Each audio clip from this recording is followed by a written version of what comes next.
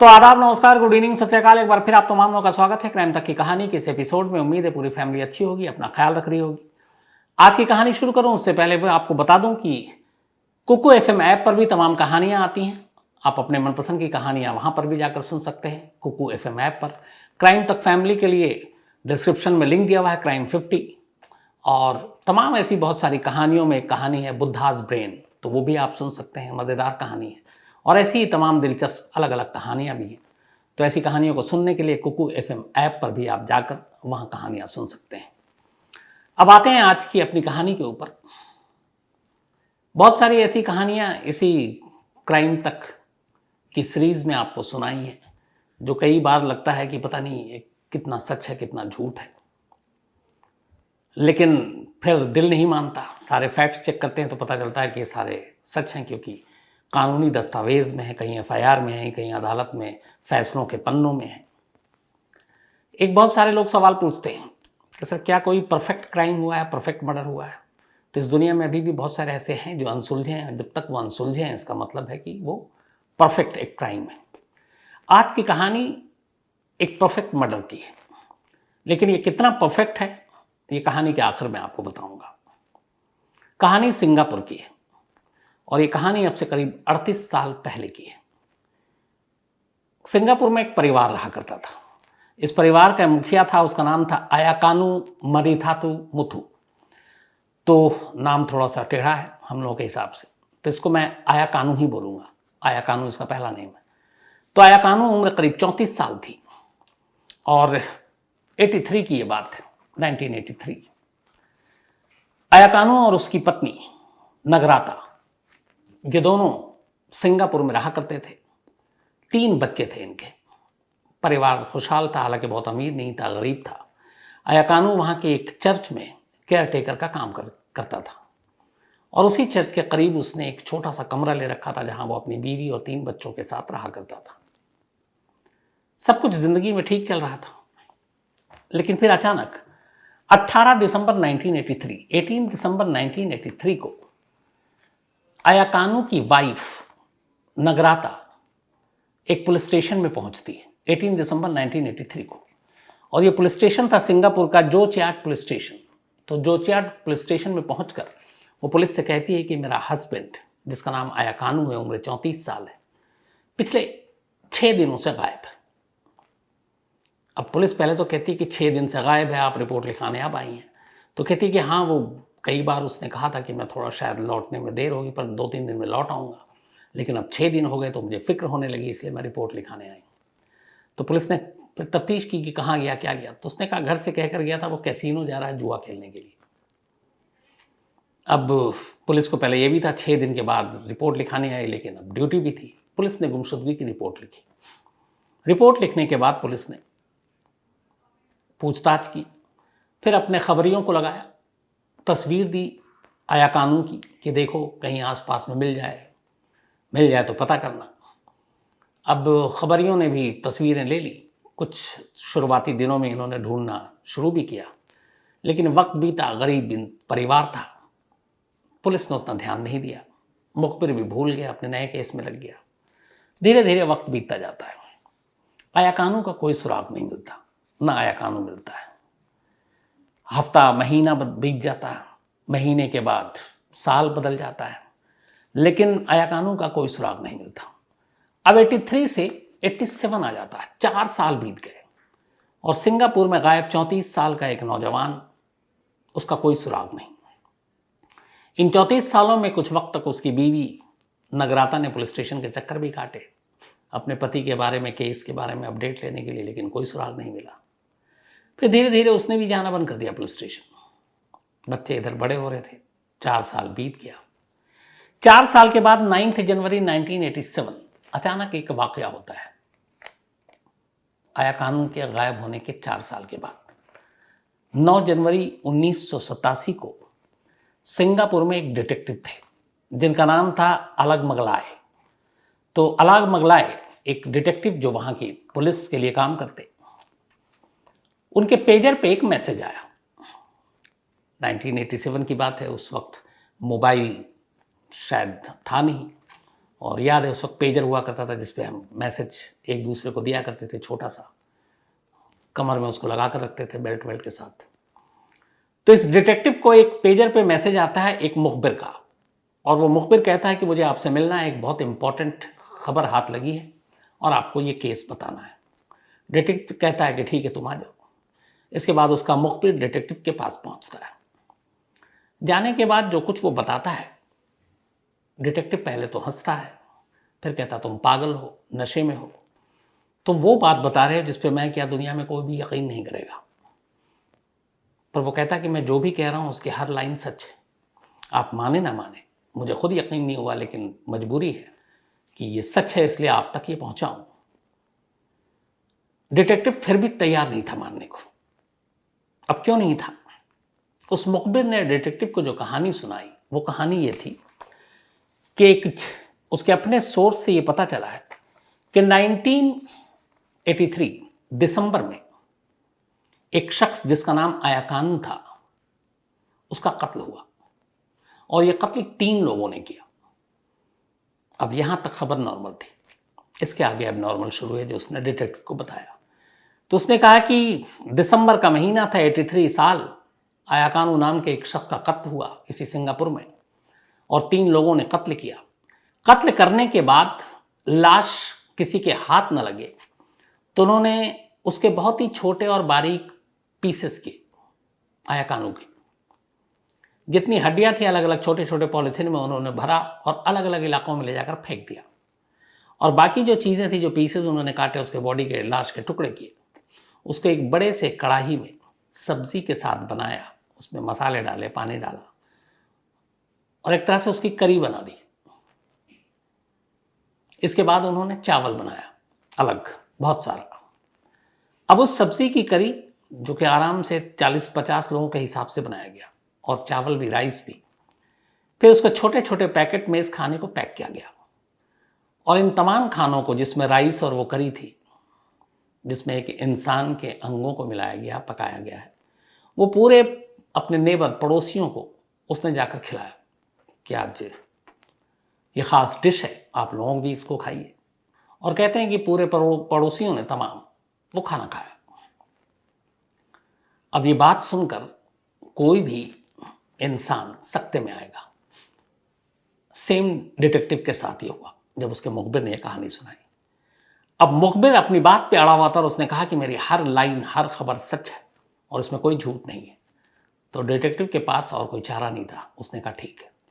इसके बाद ये डिटेक्टिव अलागमलाय अपने ऑफिस से निकलता है और सीधे सिंगापुर के सीआईडी ऑफिस में पहुंचता है, और वहां के सीआईडी ऑफिस में जाने के बाद उनके अफसर से कहता है कि एक खबर है और ये आपको जांच करनी चाहिए।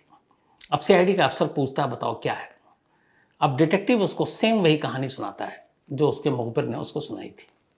सेम रिएक्शन उस सीआईडी के अफसर का होता है कि क्या बकवास है, क्या पागलपन है, कोई भी इन चीज़ों पे बिलीव नहीं करेगा कि एक इंसान को मारा गया, फिर उसकी करी बनी सब्जी के साथ, फिर राइस के साथ पूरे पड़ोसियों को परोसा गया।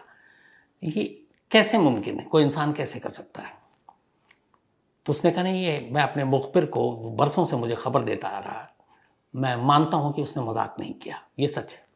सीआईडी ने कहा कि चलो देखो, वैसे भी तुम बता रहे हो 1983 दिसंबर का महीना, 4 साल हो गए, कोई ढूंढने फिरने तो आया नहीं, पता नहीं क्या है। एक काम करो, हमारे पास और भी केसेस हैं, तुम अपने लेवल पे इस केस की जांच करो और हर वीक हमें आकर इस केस की अपडेट दे देना कि इसमें वाकई सच्चाई है कि नहीं। पहले तो शुरुआती तफ्तीश करो कि ये सच भी है कि नहीं जो मुखबिर तुम्हारा बोल रहा है। डिटेक्टिव वहां से निकल आया, उसे लगा कि सीआईडी का कोई इंटरेस्ट नहीं है गले मुर्दे उखाड़ने में, बट उसे लगा कि मुखबिर पे भरोसा तो किया जाना चाहिए। और फिर उसे यह भी लगा कि अजीब तरह का केस है, तो क्यों ना इसको खुद इन्वेस्टिगेट करें, और सीआईडी अफसर ने कहा भी है। अब पहला काम यह था कि उसने एक शख्स का नाम लिया, दूसरा क्लू ये था कि वो किस साल गायब हुआ, तीसरा क्लू ये था कि किस महीने गायब हुआ। तो आया कानू नाम था, दिसंबर 1983 में गायब हुआ था। अब ये 3 चीज थी, तो अब इन तीनों को पहले मिलाना था कि ये तीनों कड़ियां मिलती हैं कि नहीं, फिर आगे की कड़ी मिलेगी। अब ये डिटेक्टिव तमाम थानों में अलग अलग दिसंबर 83 में जो लोग गायब हुए उन सब की लिस्ट ढूंढना शुरू करता है अलग अलग पुलिस स्टेशन से। ढूंढते ढूंढते आखिरकार, और उसके पास एक नाम भी है, तो उस नाम की मिसिंग रिपोर्ट है कि नहीं। कई दिन बीत जाते हैं, उसे कोई कामयाबी नहीं मिलती। फिर आखिर में वो जोचियाट पुलिस स्टेशन पहुंचता है। जोचियाट पुलिस स्टेशन जाने के बाद फिर वहाँ अफसर से कहता है कि मुझे एक ऐसी फाइल जो मिसिंग रिपोर्ट की, जो 4 साल पुरानी हो और 1983 की हो, दिसंबर के महीने में कोई आया कानू नाम का शख्स, उसकी कोई गुमशुदगी रिपोर्ट है। अब जोचियाट पुलिस स्टेशन छानबीन शुरू करती है, रजिस्टर को ढूंढती है। ढूंढते ढूंढते आखिरकार इसी जोचियाट पुलिस स्टेशन में 4 साल पहले लिखाई गई नगराता की वो रिपोर्ट मिल जाती है, जिसमें उसने अपने हस्बैंड की मिसिंग रिपोर्ट लिखाई थी। नाम आया कानू और तारीख 18 दिसंबर। उस मुखबिर की इन्फॉर्मेशन से तीनों चीज़ मैच कर गया। दिसंबर का महीना, 83 साल, नाम आया कानू। अब यहाँ पे चौंकने की बारी पूरी तरह से डिटेक्टिव की थी। वो भागा भागा फिर सीआईडी के दफ्तर गया। उसने कहा कि देखो ये इन्फॉर्मेशन सही है, एक शख्स यहाँ गायब हुआ है 4 साल पहले और सेम नाम का, जो उसने बताया, वरना उसे कैसे पता। सीआईडी ने फिर कहा कि ठीक है, तुमने इतनी मेहनत की है, तुम एक काम करो, इसमें आगे तफ्तीश करो कि अगर उसका कत्ल हुआ है तो कातिल कौन है, उसकी करी बनाने की सच्चाई कितनी है। डिटेक्टिव को भी इस केस में इंटरेस्ट था। उसने कहा ठीक है, मैं तफ्तीश करता हूँ। अब ये करते करते, चूंकि 9 जनवरी 1987 को ये पहला मैसेज आया था पेजर पे, उसका जनवरी के महीने में उसने इस पुलिस स्टेशन में ढूंढ भी लिया।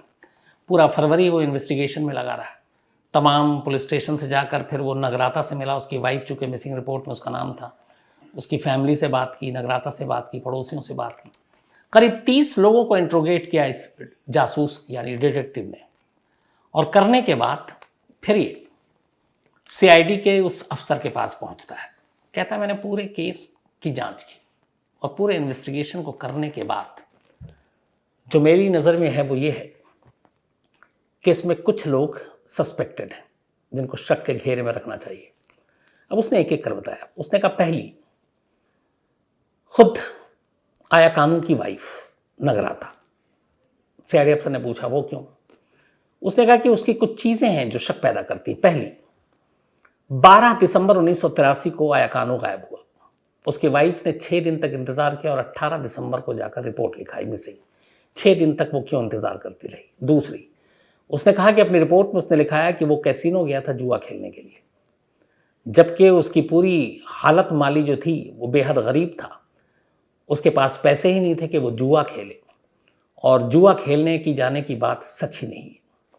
तीसरी, जिस कंपनी के थ्रू वो उस चर्च में केयरटेकर था, उस कंपनी के ओनर से उस जासूस ने जाकर बात की। उसने कहा कि आया कानू ने 21 और 22 दिसंबर की छुट्टी मांगी थी उससे कि फैमिली रीज़न से छुट्टी चाहिए, और उसने छुट्टी दे दी। तो अगर 21 और 22 दिसंबर को वो छुट्टी ली तो फिर वो 12 दिसंबर से अगले 6 दिन तक कहीं छुट्टी पे भी नहीं जा सकता। और बोला कि 12 दिसंबर को आखिरी बार आया था आया कानू, और बिल्कुल नॉर्मल था, बिल्कुल अपने तरीके से काम किया और बिल्कुल ठीक था, और यहाँ से काम करके वक्त पर निकला, उसकी छुट्टी मंजूर थी। तो जब 21-22 को जो शख्स छुट्टी ले रहा है तो वो फिर बीच में छुट्टी नहीं लेगा। तो ये सारी चीज़ें कहीं ना कहीं ये इशारा कर रही थी कि शायद उसकी बीवी कुछ छुपा रही है। पहला शक बीवी पर। अब उसने कहा कि कैसे आगे बढ़ें? तो उसने कहा अगर मुखबिर की बात सही है कि उसका कत्ल करने के बाद उसके लाश के छोटे छोटे टुकड़े, बारीक टुकड़े किए गए और फिर उसे करी बनाकर परोसा गया, तो ये काम आम इंसानों का नहीं हो सकता। इसके लिए कुछ प्रोफेशनल चाहिए, जैसे मटन शॉप जहाँ कसाई बेचते हैं वहाँ पे, क्योंकि वो जगह बेहतरीन जगह है ऐसी चीज़ों को, ऐसे सबूत और सुराग को मिटाने के लिए। चाहे वो ब्लड हो, बाकी चीज़ें हों, उनके पास बड़े बड़े चाकू औजार होते हैं उस तरीके से मटन के लिए। तो किसी ना किसी मटन शॉप का इसमें इस्तेमाल हुआ इस केस में, अगर वो फैक्ट्स सही है तो। तीसरा, कि उसकी वाइफ अकेली ये काम नहीं कर सकती, इस काम को करने के लिए कलेजा चाहिए, और इस काम में 1 से ज़्यादा लोग शामिल हैं। तो उसने कहा कि हमने जांच की तो हमने पाया कि नगराता के 3 भाई हैं और तीनों जवान हैं और तीनों शादीशुदा हैं। उनमें से एक सिंगापुर की फाइनेंस मिनिस्ट्री में जॉब करता है, और उसी को इस जॉब की वजह से क्वार्टर भी मिला हुआ है जो थोड़ा सा सुनसान इलाके में है। तो बोला कि वो 3 भाई हैं। और फिर हमने एक चीज़ और पता की, और पता ये चला कि आया कानू कभी कभी शराब पिया करता था, और शराब पीने के बाद वो बहुत ही गुस्से में आ जाता था। और पड़ोसियों से पूछताछ में पता चला कि कई बार वो अपनी बीवी को टॉर्चर भी करता था, पीटता भी था। तो यहाँ पे ये था कि क्या बीवी को वो मारता पीटता था, इसकी वजह से उसकी बीवी और उसके तीनों भाई उससे नाराज थे। अब ये सारी कहानियां हैं, लेकिन जासूस अपना दिमाग लगाकर 30 लोगों से पूछताछ करने के बाद ये सारी थ्योरी सीआईडी के सामने रख रहा है। सीआईडी को लगा कि इस थ्योरी में तो दम है, तो अब क्या करें। तो आखिरकार फिर तय हुआ कि चलो अलग अलग घरों में और इन सभी जगहों पे छापा मारा जाए, शायद उस कत्ल से जुड़ा कोई भी सुराग या सबूत हमें मिल जाए। हालांकि 4 साल बीत चुके हैं, मिलना मुश्किल है, फिर भी ट्राई करते हैं। आखिरकार सीआईडी की हरी झंडी के बाद 27 मार्च 1987 5 अलग अलग जगहों पे सिंगापुर में सीआईडी की टीम दबिश डालती है, छापे मारती है। ये 5 जगह थी। एक तो खुद आया कानू का घर, उसके 3 भाइयों का घर, उसकी वाइफ के, नगराता की माँ का घर, एक मटन शॉप जहाँ पे डाउट था। और इन सब जगह पे छापा मारने के बाद कुल 8 लोगों को सीआईडी की टीम गिरफ्तार करती है। इनमें से एक खुद आया कानू की वाइफ, दूसरी उसके तीनों भाई और उनकी तीनों बीवियाँ। तो भाई और 3 बीवी, 6 वो हो गए। एक आया कानू की वाइफ हो गई 7, और एक आया कानू की सास यानी नगराता की माँ। 8 लोगों को सीआईडी अब गिरफ्तार करती है। गिरफ्तार करने के बाद अब उनसे पूछताछ शुरू होती है। लेकिन पूछताछ के दौरान 8 के 8 अपने आप को इन चीज़ों से अलग रखते हैं कि हमें मालूम ही नहीं कि आया कानू इस दुनिया में है कि नहीं है, कत्ल हो गया, बल्कि हमें तो पता है वो कहीं गायब है, शायद लौट आए। लेकिन मारने, कत्ल करने, टुकड़े करने, खाने पकाने, इन सब के बारे में कोई जानकारी नहीं। अलग अलग पूछताछ की गई, बिठाकर पूछताछ की गई, लेकिन कोई मुंह खोलने को तैयार नहीं। सीआईडी को लगा कि अब ज़्यादा दिन तक इनको इस तरीके से तो रख के टॉर्चर कर नहीं सकते, तो क्या होगा। और कोई सबूत इधर मिल नहीं रहा। 4 साल पुराना मामला, न वो कढ़ाई जिसमें कहा गया कि बनाया गया करी, न वो चाकू जिससे काटा गया, न वो मटन शॉप जिसमें 100% कहा जाए यहीं कत्ल हुआ, न लाश, न खुद आया कानू। तो इसमें एक भी चीज़ नहीं है जो कोर्ट में कुछ साबित करे। पर पुलिस पूछताछ करती रही और आखिरकार एक दिन कामयाबी मिली। इन 8 में से एक ने एक्सेप्ट कर लिया। उसने कहा हाँ, हमने आया कानू का कत्ल किया, और वो भी 12 दिसंबर को ही 1983। तो उसने कहा क्यों। उसने बताया कि वो अपनी बीवी को बहुत मारता था जब जब शराब पीता था, और बीवी परेशान थी। उसने अपने भाइयों से जिक्र किया, तीनों भाइयों को इस पर बड़ा गुस्सा आया। उन्होंने कहा इससे बदला लेना है। और फिर 12 दिसंबर को उनमें से एक भाई जो वहाँ की फाइनेंस मिनिस्ट्री में क्लर्क था, उसने अपने घर पे उसको बुलाया बात करने के लिए। वो काम करने के बाद आया कानू उसके घर पहुँचता अपने साले के। वहाँ तीनों भाई पहले से मौजूद थे। उनमें से एक भाई पीछे से रॉड से उसके सर पे वार करता है। इसके बाद वो गिर जाता है। फिर उसके बाद उसके सर पे और वार करते हैं, मर जाता है। अब ये था कि लाश को कैसे ठिकाने लगाएं। तो फिर वो मटन शॉप से बड़े वाले चाकू लेकर आते हैं। फिर तसल्ली से बैठकर उसके लाश के टुकड़े करते हैं। जितनी बोन्स, हड्डियाँ थी, उसको छोटे छोटे अलग अलग पॉलीथीन में पैक करते हैं। एक पॉलीथीन नॉर्थ की तरफ, तो दूसरा ईस्ट की तरफ, तीसरा साउथ, तो चौथा वेस्ट की तरफ फेंक आते हैं, ताकि कहीं से भी एक साथ और इतने बड़े टुकड़े ना मिलें कि शक हो कि ये इंसानी हड्डियाँ हैं। अब बाकी जो बचा, उसके बाद उन्होंने उसके छोटे छोटे टुकड़े किए। फिर बाकायदा एक कढ़ाई में करीब 40-50 लोगों के हिसाब से सब्ज़ी डाली, उसमें मसाले डाले, और फिर उस शरीर के टुकड़ों को डाला और उसका बिल्कुल करी बना दिया। फिर चावल बनाए उसी हिसाब से।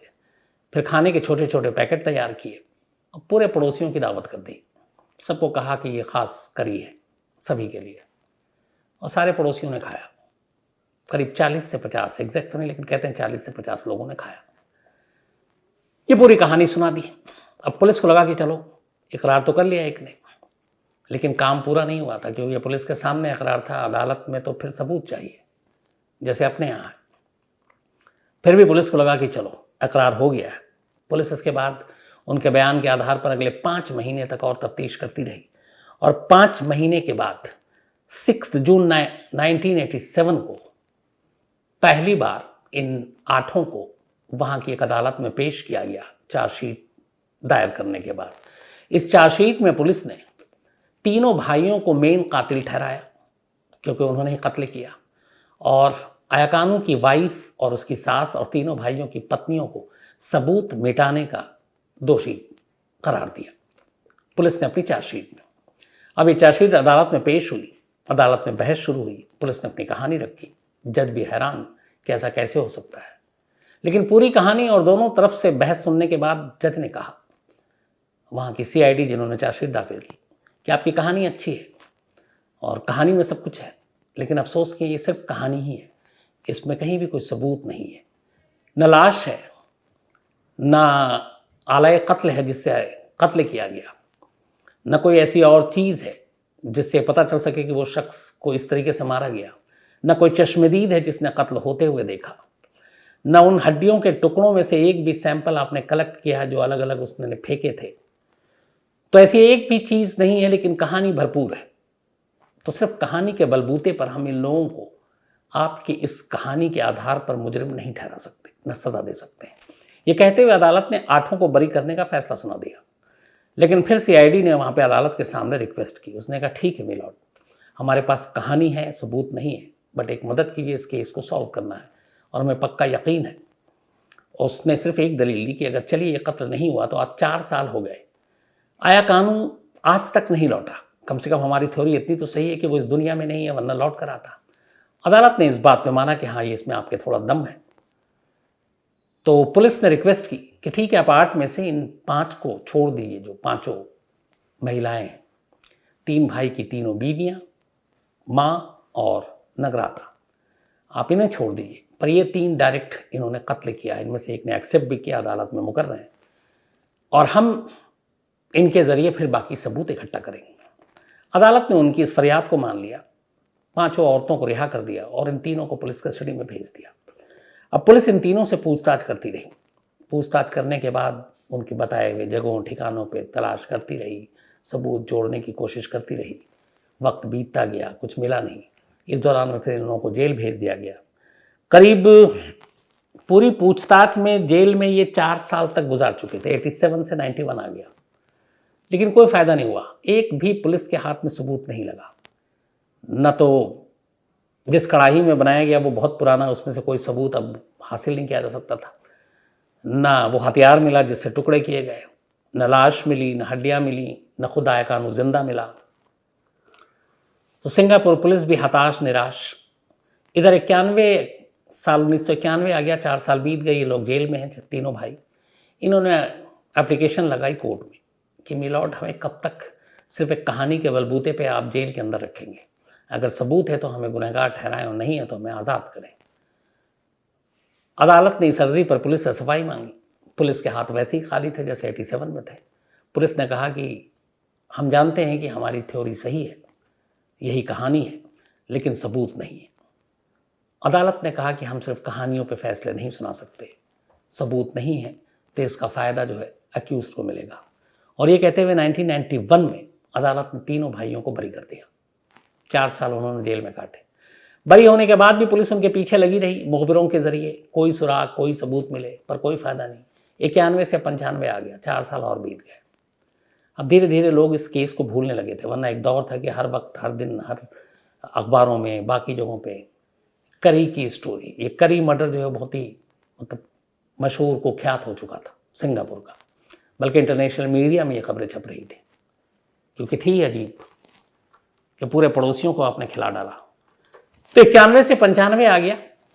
लगभग धीरे धीरे लोगों के जहन से अब ये कहानी धुंधली होती जा रही थी, लेकिन 95 में फिर लोगों के जहन में इस कहानी ने एक बार और दस्तक दी। हुआ ये कि 1995 में सिंगापुर की एक टेलीविज़न चैनल है, वहाँ television corporation of Singapore, TCS, इसने एक सीरियल बनाया और ये एक पूरा सीरीज था, जैसे हमारे यहाँ ड्रामे बनते हैं सारे। तो सिंगापुर कॉरपोरेशन टेलीविज़न, बल्कि television corporation of Singapore, TCS ने एक सीरीज़ बनाई, सीरियल बनाया, उसका नाम था डॉक्टर जस्टिस।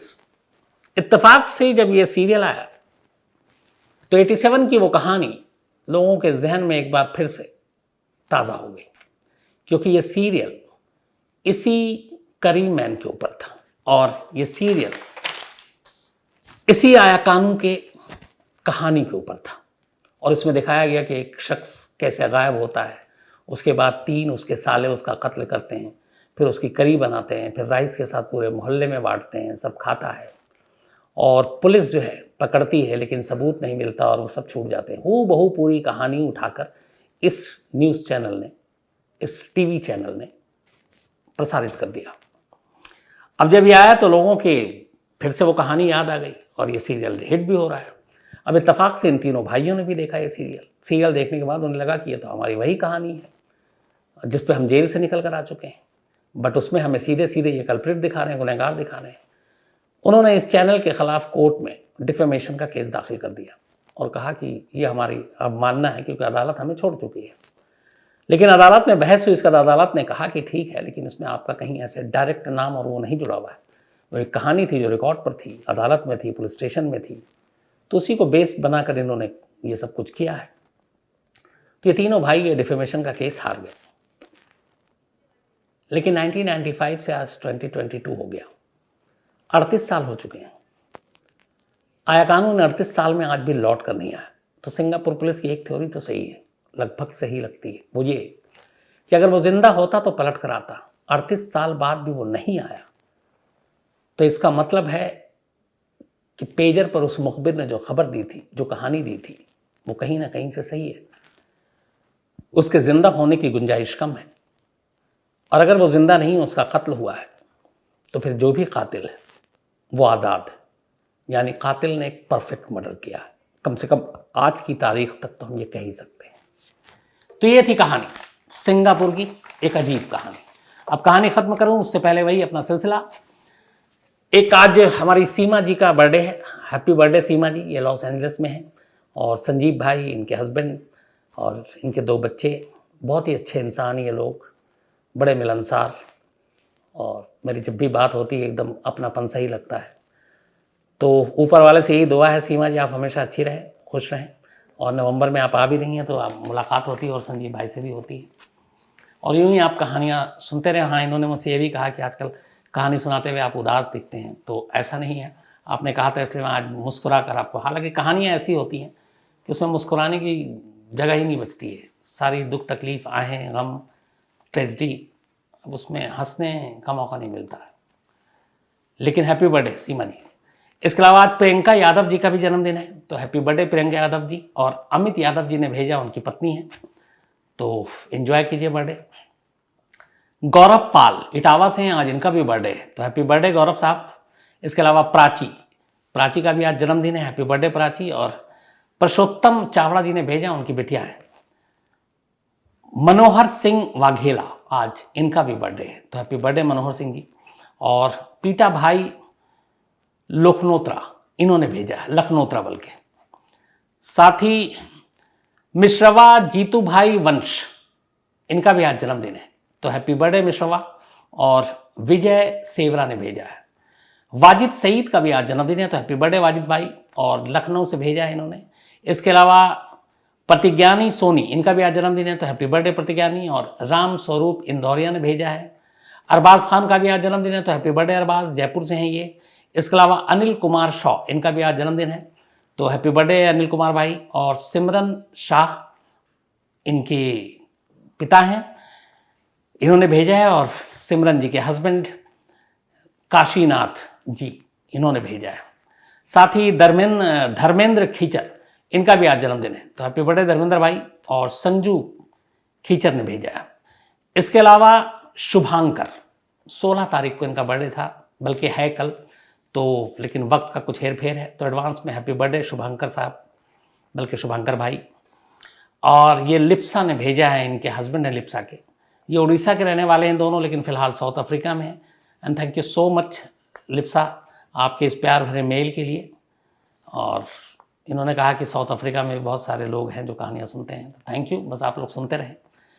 और अंबिका सुगंधा, इनका भी आज जन्मदिन है, तो हैप्पी बर्थडे अंबिका। और समीर कुमार की वाइफ हैं ये। साथ ही दीपक सालूजे चंद्रस्वामी की कहानी सुनना चाहते हैं, जो मैं ऑलरेडी सुना चुका हूँ, इसी क्राइम तक की कहानी की लिस्ट में मिल जाएगी आपको। इसके अलावा गौरव विनोद ने कहानी की फरमाइश की है, पुष्पांक ने कहानी की फरमाइश की है, जितेंद्र पवार ने भी थैंक यू वेरी मच। इसके अलावा सावेज कुरैशी हैं, इन्होंने भी एक कहानी की फरमाइश की है। अभय हंगे हैं, एक कहानी की फरमाइश की है। साथ ही विनोद सिकरवर हैं, थैंक यू सो मच आपके मेल के लिए विनोद। कविता कौशिक हैं और ये एक टीचर हैं, मुंबई में हैं। और आपने सही कहा था कविता जी, ऐसे वीडियो ऐसी तस्वीरें नहीं होनी चाहिए, मैंने टीम को भी बोला है। Thank you so much. आप लोग फैमिली का ही और कैम फैमिली के मेंबर ने भी लिखा था और मैं आपसे बिल्कुल एग्री भी करता हूँ।